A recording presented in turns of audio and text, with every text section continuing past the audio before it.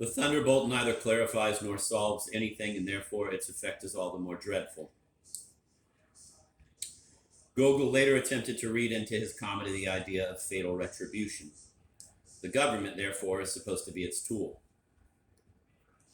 Obviously, a far-fetched interpretation, for we see only a new increase of fear and nothing more. Why should the mayor not succeed in getting out of the situation this time too, as, according to his own statement, he has so often done before? The Inspector General, as genuine as he now may be, comes, of course, from the same world. We have no cause to conclude that he is to be an ideal type. The lightning which strikes the morass does not have the triumph of justice as a consequence, as in Moliere. Everything remains as uncertain and as threatening as in the beginning. The wretched mediocrity of all the characters produces the oppressive effect of the Inspector General. Gogol does not describe individual weakness and its evil action on good people, but a solid collective being with morals, habits, and customs in common that hold each one captive and from whose net there is no escape. He purposely leaves out the catharsis, and when he writes at a later date that the only honest and noble character in the play is laughter itself, it is at best a surface laughter, as in his previous works. Not a liberating laughter of release, but a laughter over funny details that does not touch on the essentials. At the very beginning, the mayor's ominous dream, which he associates with the Inspector General, has a weirdly comic tinge. Just as if I had a presentiment. Just as if I had had a presentiment. All night long last night I dreamed of two unusual rats. Really, I have never seen the like. Black, of unnatural size. They came, sniffed about, and went away again. Any farcical tone is neutralized by the fear in the background. The piece should never be allowed to pass over into burlesque. With sure good taste, Gogol softens the tone again and again and emphasizes in his stage directions that exaggeration would be the death of the whole performance. An author's wish rarely heeded by foreign state directors.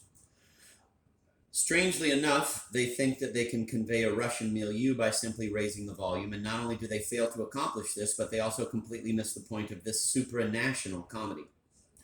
Scenes like the mutual misunderstanding and fear between the mayor and Klestikov, Bobchinsky's fall, the letter on the bill, all of this should be staged as if in passing, not for its own sake.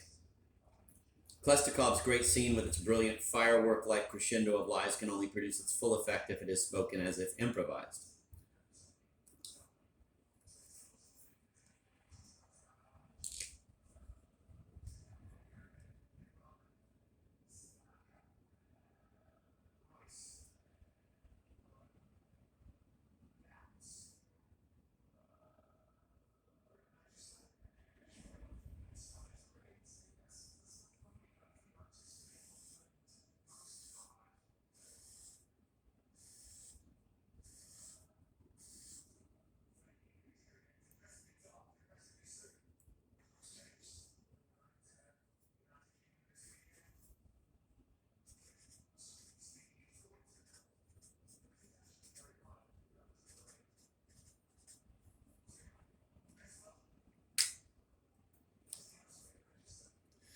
Klestikov believes everything that happens to come into his mind during his torrent of words, becomes enthusiastic about his own lies, and finally goes into raptures. In the matter of his hyperboles, the more overwhelmed is his stage audience with their naive authenticity. A conscious awareness in his speeches would destroy the effect. The requests for loans from the officials and the continual declarations of love to the mayor's daughter and wife likewise take place without any reflection. They simply develop from the situation. His cliches, quote, "How I wish I were your kerchief, madam, that I might clasp your lily-white neck," end of quote, turn little by little into downright nonsense, a series of formulae without contents. To Anna Andreevna's remark that she is married, quote, "in a manner of speaking," end of quote, he replies, quote, "That doesn't make any difference. Love knows no distinctions, and Karamzin has said, quote, 'The laws condemn,' end of quote. We shall withdraw into the shade of fountains. Your hand, I beg of you. Give me your hand." End of quote. We shall withdraw into the shade of fountains. The ardor of this nonsense sweeps everyone along. Although Gogol has brilliantly individualized his characters, each one is seized with fear. Each one has reason to be afraid. They stand before us as if they were alive, but Gogol avoids building any subplots on them. Zemlyanika's attempt to blacken the character of his colleagues comes to naught. The action is advanced by the least sharply delineated characters, Bobchinsky, Dobchinsky, the postmaster. Gogol makes use of this procedure so that he can develop a second plot alongside the main action, the conflict between the officials and the exploited, although also dishonest citizens, which maintains its tension thanks to Klestikov's unpredictable behavior. The second line gave the comedy its social aspect, and because of its exaggeration by critics, the Inspector General has been labeled an exposé, a militant period piece. For Gogol, however, it was nothing more than an attempt at a mixture of styles, harmless comedy and satire. The customary tragic view of the petty world was to be the product of this combination. The comedy that was finally printed in 1842 under the title The Marriage, a Completely Improbable Occurrence, occupied Gogol for 9 years, with prolonged interruptions.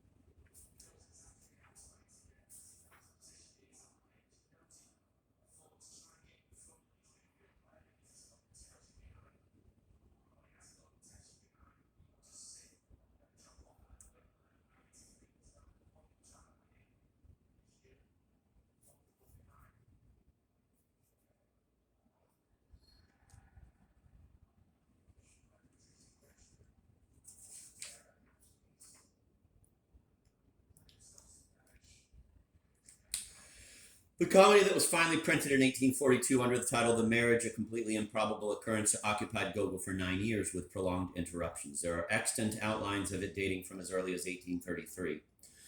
The title was then The Suitors, and the plot was presumably to be developed in a manner completely different from that of the final version. The setting of the comedy was not St. Petersburg, but a Russian country estate. The girl and her suitors were either landowners or petty officials.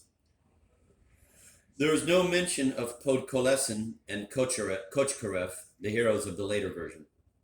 The development of the plot is not discernible from this fragment. In any case, the girl, in her eagerness to marry, does not want to lose any of the gentlemen brought to her by the matchmaker. Her reply, quote, "I find them all very pleasing and I love them all," end of quote, constitutes a climax at which the fragment breaks off. The characterization is cruder in the sketch, the comedy in several passages cheap, although Gogol's fine sense of humor generally prevails. A comparison with the final version shows how Gogol eliminated all the flashy effects and sought to tone down the overly noisy passages.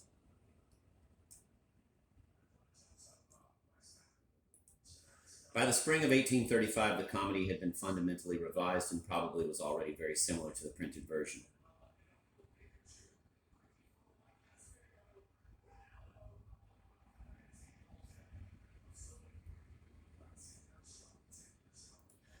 In 1835, Gogol read it aloud before a small gathering at Pagodin's house in Moscow. In a letter dating from the fall of 1835, Gogol already reports that he is on the point of having his comedy staged, but this is certainly exaggerated. He had given it to Pushkin to read, and he asked for its prompt return precisely on account of the staging. Pushkin probably sent the plot of the Inspector General along with the returned manuscript, and Gogol was so captivated by this plot that he went to work on the new comedy with fervor and abandoned The Marriage, as it was now called, for the time being. Afterward, he was no longer interested in having it performed, presumably under the impression made on him by the performance of the Inspector General with all its real and imagined consequences.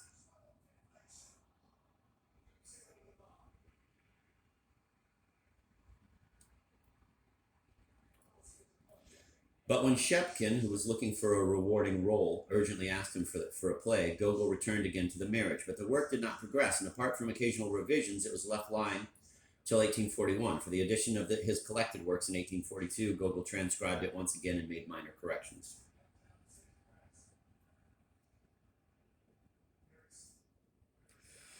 The first performance in St. Petersburg took place on December 9th, 1842. The performance in Moscow on February 5th, 1843.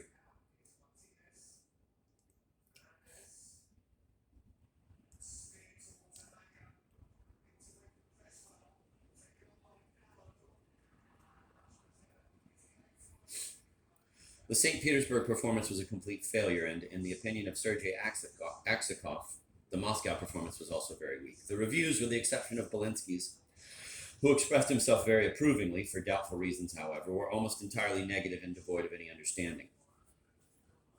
Neither the actors, nor the critics, nor the majority of the public were accustomed to this sort of comedy, and they simply did not know what to make of it. There was hardly any plot at all. The action developed very slowly, and the traditional pair of lovers was missing. The fine portrayal of the characters, the restrained tone of the whole, the gentle melancholy which lies like a veil over the movements of the characters, the audience was simply not prepared to appreciate these things.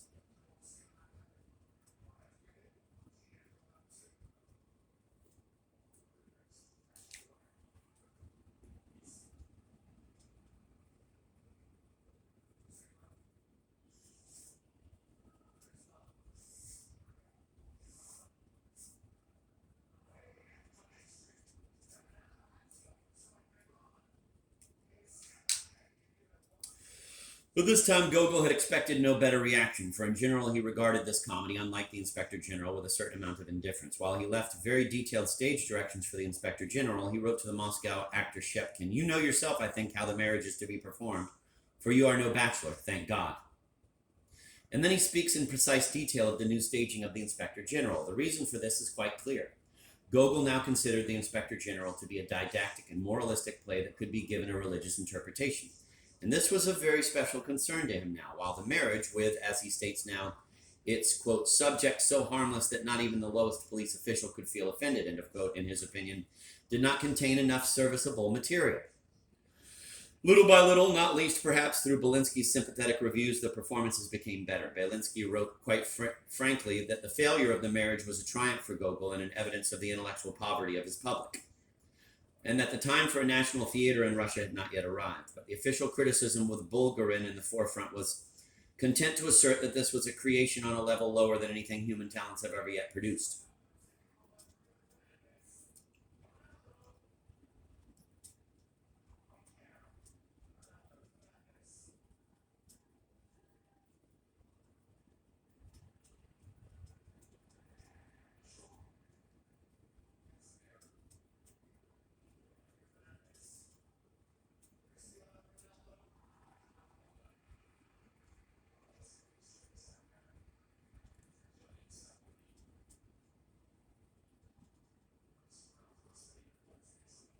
But the official criticism, with Bulgarin in the forefront, was content to assert that this was a, quote, creation on a level lower than anything human talents had ever yet produced, end of quote. Quote, a labored Ukrainian satire against great Russian officials, end of quote, etc. Gogol was indifferent to all this. Quote, the criticism of the marriage and the gamblers is entirely correct, and the public has here demonstrated an instinct for what is right, end of quote.